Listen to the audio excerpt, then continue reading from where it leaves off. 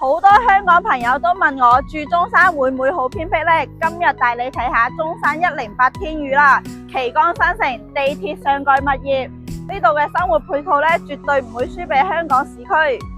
我哋項目呢都係自帶商業街，周邊呢仲有石岐大順啦、假日廣場啦、Coco City 啦、富日城啦，4大商圈圍繞住㗎。行街食飯睇戲 shopping 都係一應俱全㗎。樓下呢就係160畝嘅江濱公園，獨享東區僅有嘅1.2公里嘅江岸線，而且我哋周邊呢有紫馬嶺公園啦、人才公園啦，去運動呢、散步呢，空氣都係非常之好㗎。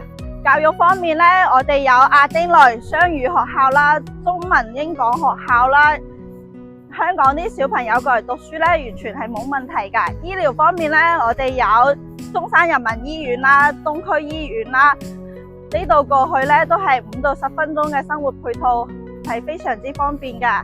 周邊呢都係比較成熟嘅。而家中山東區呢108呢加推3棟單位，而家有47平方啦，同62平方啦。我哋跟住鏡頭上去睇下先。Total 50幾萬就可以買到東區3房單位啦，呢個呢係62平方嘅，可以做到3房2衛嘅戶型，仲係買一層送一層，層高呢係4.5米嘅，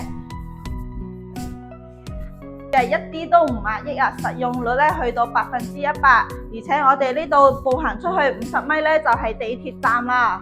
睇下我哋呢個客廳幾舒服，呢邊呢仲做埋一個開放式廚房啊！呢度呢仲有個生活陽台，而且我哋1樓呢度呢仲可以做一間房，做一個工作室都冇問題㗎。我哋樓下呢個廁所呢仲係做埋乾濕分離㗎。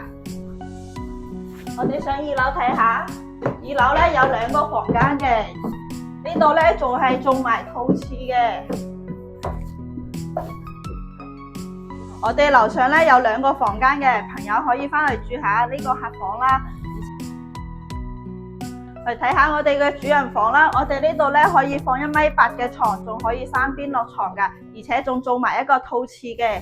係47平方單位，係做到2房單位嘅，買一層送一層，實用空間呢去到100%。